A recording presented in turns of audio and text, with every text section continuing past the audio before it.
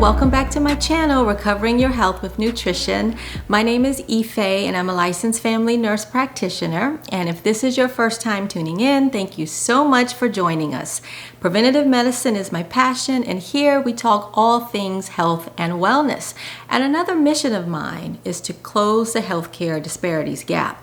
And I think one of the best ways to do that is to empower the healthcare consumer, you.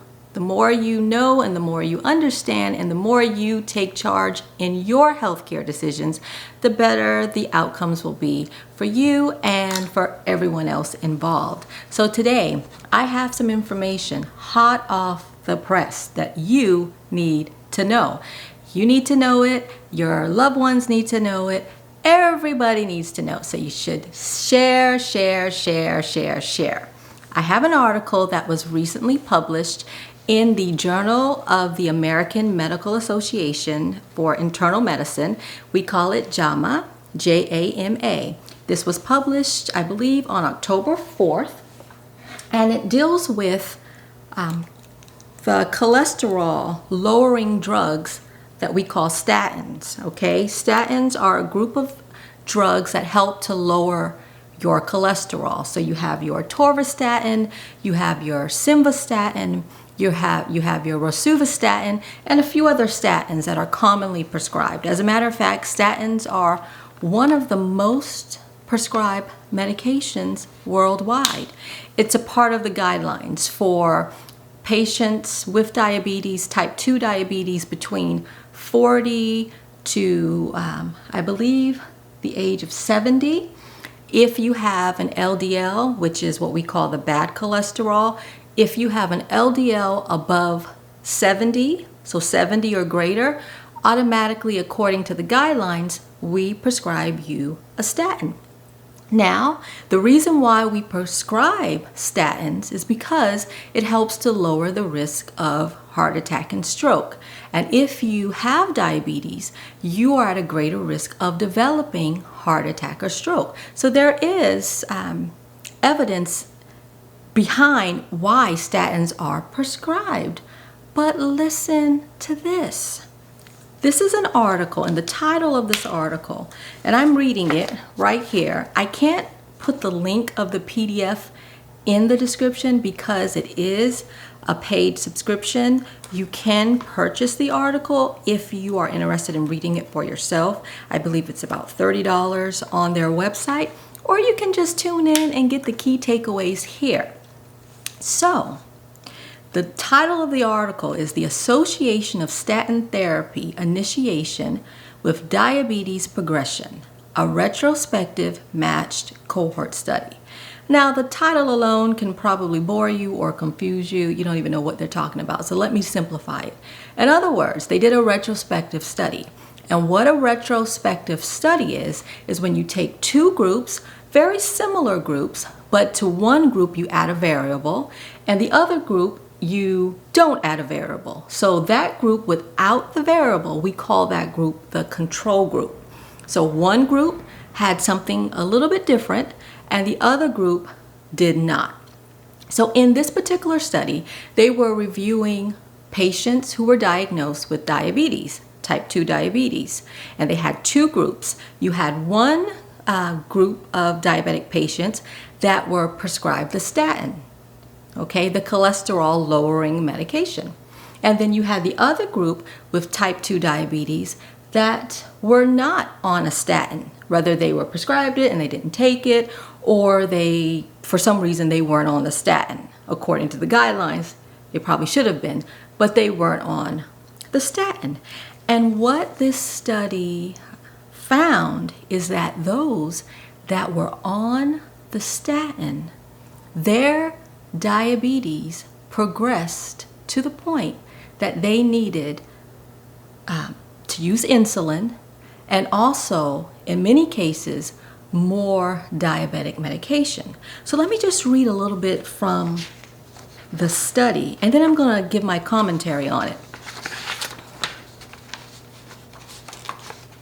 So it says here, guidelines recommend statin therapy for all patients with diabetes mellitus type 2 who are 40 to 75 years old and have a low density lipoprotein or LDL cholesterol level of 70 milligrams per deciliter or greater for primary prevention of cardiovascular disease. So what does that mean? To prevent heart attack or stroke, because the diabetic patient is at greater risk. However, statin use has been associated with increased insulin resistance and higher blood glucose levels. Several randomized controlled trials and large prospective and retrospective observational studies have noted that patients treated with statin therapy had increased insulin resistance, increased hemoglobin A1C levels, and fasting plasma glucose levels. So if you're diabetic, or even if you're over a certain age, when you go for your wellness exams, one of the blood tests that we do, we test your glucose. Okay, and if your glucose levels are elevated, then we will probably repeat it. And if it remains elevated, then we'll test something called an A1C. So that just shows the level of sugar in your blood over, let's say, a 3-month period. Okay, and by certain criterias, if you meet those criterias, then you can be diagnosed. You will most likely be diagnosed with diabetes. Okay, so now you're over 40, you're at risk for heart attack or stroke. The guidelines that we have is to put you on a statin. This article is showing that statin use can worsen or cause your diabetes to progress to the point that you need insulin. Now listen to the conclusion and the relevance. This retrospective matched cohort study found that statin use was associated with diabetes progression, including greater likelihood of insulin treatment initiation, significant hyperglycemia, acute glycemic complications, and an increased number of prescriptions for glucose-lowering medication classes. The risk-benefit ratio of statin use in patients with diabetes should be taken into consideration. Let me read that part again. The risk-benefit ratio of statin use in patients with diabetes should take into consideration its metabolic effect. Okay, so here goes my commentary. Am I telling you to discontinue your statin use? No, that's not what I'm telling you. But I want you to think about this. And again, this information is hot off the press, so 9 times out of 10, your healthcare provider, unless they subscribe to JAMA and they actually had the time to read this article or read through the journal within the past couple of weeks, they're probably not even aware of the findings of this study. You, as the viewer, now you're equipped with information so that when you see your provider, you can formulate your questions and you can bring up this article to them. Now, am I telling you to quit taking your statin? No, I'm not. I'm not telling you that because we got to remember, statins help to prevent heart attack or stroke. So if you're not going to change the way that you eat, if you are going to continue to eat foods that are high in cholesterol and, foods like, fried foods, processed foods, fatty foods, if you have no plans of changing your diet, then you need to continue on the statin because the statin prevents heart attack and stroke. So if you weigh it out, do you want a heart attack, a stroke, versus having to use insulin? Heart attack and stroke will probably take you out a little faster than having to use insulin. But what if you take those 2 options off the table? What if there was a way that you had another option? It wasn't heart attack or stroke or insulin, but there was a third option. A third option that would allow you to lower your cholesterol, allow you to not only lower your cholesterol, but improve your glucose levels in your blood, and live a happier, healthier life, not needing insulin and not needing a statin. What if there was an option? What if there was a possibility? Would you take it? Now the science is in. Statins are shown, according to this study, to increase the risk of those with type 2 diabetes, their diabetes progressing to the point of needing insulin. But the studies are also in that shows the benefits of taking the statin to reduce heart attack or stroke. But guess what else? There are studies that are also in, and personal stories like mine, that shows that if we take control of what we eat, we can lower our cholesterol naturally, avoiding the need for statin drugs and possibly avoiding the need of the diabetic medicines that you're on, and progressing to the point of needing insulin. Plant-based diets. And when I say plant-based diets, I mean, you don't have to do it 100%. But I want you to be mindful that what you eat either causes disease or prevents disease.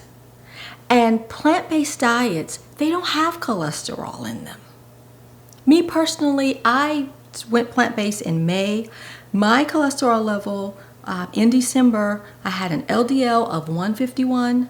I went plant-based in May, and let me tell you, after 4 to 5 weeks of being plant-based, I don't know when the change happened in my cholesterol, because I didn't get tested until mid-June, but my LDL levels were 102. Now, my goal is to get it even lower, but at least now the talk of medicine is off the table, because at my last physical, my healthcare provider was saying your LDL is climbing, you have hypertension, puts you at risk for heart attack or stroke. If your cholesterol continues to climb, you're going to need to be on a statin. And I wanted to avoid another medication. I'm already on one, and I'm working hard to get off of that one. And I wanted to avoid having to take another medication, because the medications, they do have side effects, but we weigh out the benefits. A couple of other side effects of statins are they can cause liver damage. So let me tell you what a statin does in the body. Okay, this is how a statin works in your body. What a statin drug does, it inhibits the enzyme activity in your liver. There's an enzyme in your liver that helps to produce cholesterol. When you take a statin, that statin inhibits that enzyme's ability to do that. But a side effect or a risk factor of taking a statin is the possibility of liver and kidney damage. But again, you won't have the heart attack or stroke. You can live a little bit longer with liver and kidney damage. But if you have a heart attack or stroke, oftentimes those take you out. So that's how we view things in medicine. We view things like, okay, the risk benefit. We weigh out the benefit. Yes, this med has a side effect, but you can live longer. But I want you to have not only a longer life, but a better quality of living. And yes, it can be hard work, but it's rewarding work. And I want you to feel empowered. You have the power to control what you eat, to produce the health benefits that I know you want. I know you want to be healthy. And sometimes we just don't know. We don't know. This is hot off the press. I wanted to share it with you so that you can think about it. I want you to think about medications. I want you to think why you need medications. I want you to be able to be informed so that when you talk with your healthcare provider, you can have sound questions to ask. And, not only sound questions to ask, but you'll show your provider that, listen, I take interest in my healthcare and it matters to me. The advice that you tell me, the advice that you give me. I'm paying attention. And if we do these things, that will help to close or tighten the healthcare disparities gap. I don't want you to have a heart attack or a stroke, so I'm not by any means encouraging you to discontinue your statin on your own based on this video. But I do truly believe that you can lower your cholesterol to the point where you won't need your statin anymore if you eat more whole plant-based foods. Okay? So please, if you haven't already, I want you to like this video. I want you to put your comments down below if there's a topic that you would like me to discuss, or if there's a research article that you came across and you want me to review it. Please put that in the comment box below. And also please subscribe. Please subscribe and please share this information so that we can all get healthy together. And until next time, stay well. Thank you.